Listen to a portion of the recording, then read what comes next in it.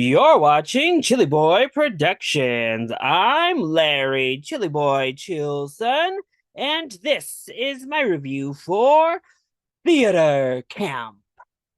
Now, before we get into this review, make sure to go ahead and click that subscribe button down below so that you can chill with me on each and every one of my latest videos. Theater Camp is a 2023 comedy that follows eccentric staff members of an upstate New York theater camp who must band together when their beloved founder falls into a coma. The film was co-directed by Molly Gordon and Nick Lieberman and stars Molly Gordon, Ben Platt, Jimmy Tatro, and Noah Galvin. So I got to see Theater Camp as the selection for the most recent Regal mystery movie. And honestly, this mystery movie had me off my rocker. I wasn't quite sure which film it was going to be. And while I definitely thought Theater Camp was one of the top contenders, I wasn't sure what I was walking into. But it is Pride Month, so I thought to stay neutral to the cause, the outfit was appropriate. And well, when Theater Camp popped up on the screen, it served as more than a fitting fit. Now, I had only seen the trailer for this like 2 or 3 times tops, but it looked fun. It looked campy, like a gay old time.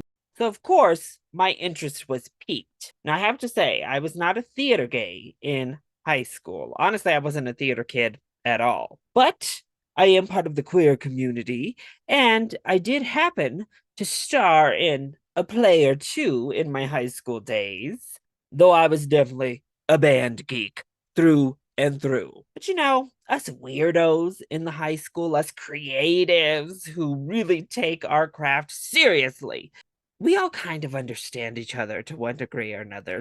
So yeah, I was looking forward to theater camp. And thankfully, I had a lot of fun with this film. So let's go ahead and talk about the positives first. Well, the biggest positive is just the cast. Up and down, top to bottom, every single person in this film is fantastic. Molly Gordon and Ben Platt are kind of our de facto main characters here, our main two camp leaders that we follow, and they're wonderful. They have a great chemistry. They hone in on that over the top, ridiculous, oddly serious camp counselor that wants to be a performer so bad, but for one reason or another, maybe by their own doing, they aren't quite there. So they are helping the new generation. But they play those parts wonderfully. Obviously, Molly Gordon was also a co-director and writer here. Ben Platt was also a co-writer. So they were heavily involved in the project, and they were perfect for those roles.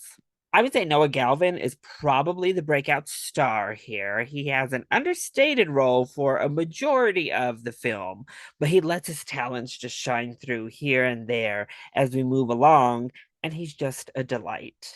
Jimmy Tatro is really fun as our token straight dude.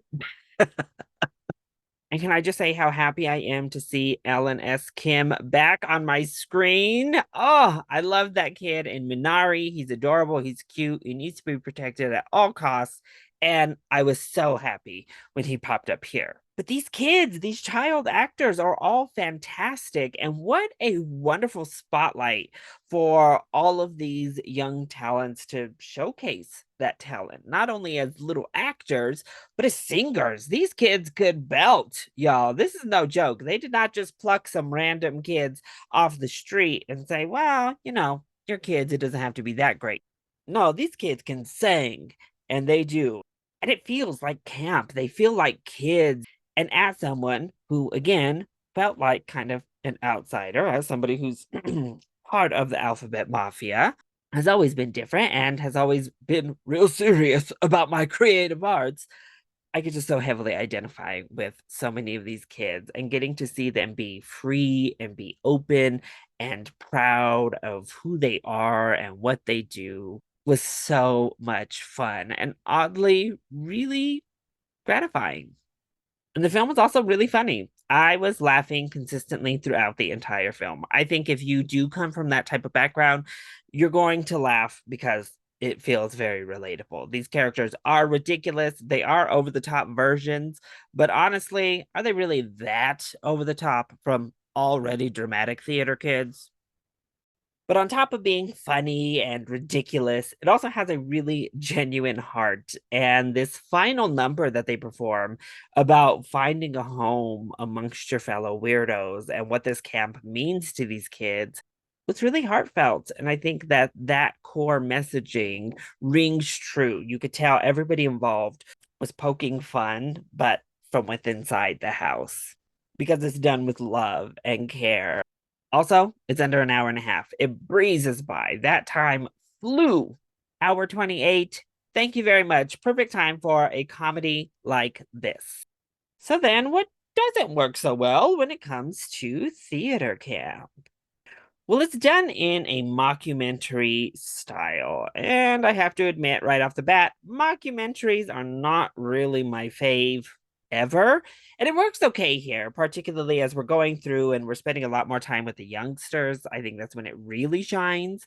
But oh, the cutting away to text, particularly, was a bit tiresome for me personally. And the whole mockumentary shaky style, it didn't hinder the film by any means. I still had fun with it, but it definitely had its gimmick. Also, it leans a little bit too heavy into some of this drama. We have a few big drama subplots with the adults added on top of this, and I think it's one too many. We have clashing storylines amongst the people, which is kind of like camp. Everybody has their own drama, their own storylines that are going on as we move throughout. However, I think the film is most fun and funniest when we're dealing with the children and as they prepare and get ready for their big shining moment on the stage. And so sometimes we take away from that to delve into camp counselor drama for too long. And if you don't identify with these type of kids, if you don't feel like you're part of the weirdo outsider queer club, I don't know how far the humor is going to get you, to be honest. So it's definitely one for the folks in the club. And I'll be interested to hear how those not in the alphabet soup can feel about the whole thing.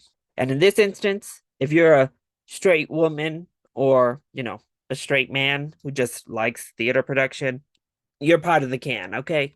So overall, I had a lot of fun with theater camp. If you are a theater kid, if you are a band kid, if you're a drama kid at all, if you're a choir kid, if you attended camps growing up, I think you're going to find so much relatable content here. If you're within the LGBTQ community and you weren't part of those communities, I also think you're going to have a great time seeing these youngsters thrive in their element here. And if you're just looking for a quick, easy, breezy, fun little comedy, I think Theater Camp is going to hit the spot. So check this one out. If you're looking for some fun laughs, you could do way worse than Theater Camp when it hits theaters July 14th. So that was my review for Theater Camp. I hope you enjoyed it. If you did, go ahead, click like down below and subscribe to the channel so that you are always up to date on all of my latest videos. Also, join in on the discussion. Are you excited to see Theater Camp? Or did you see it at the Regal Mystery Movie Monday? Let me know all of your thoughts in the comment section down below, or you can hit me up on Twitter. I love you all so much for your continued support. Thank you for watching, and we'll see you next time. Bye.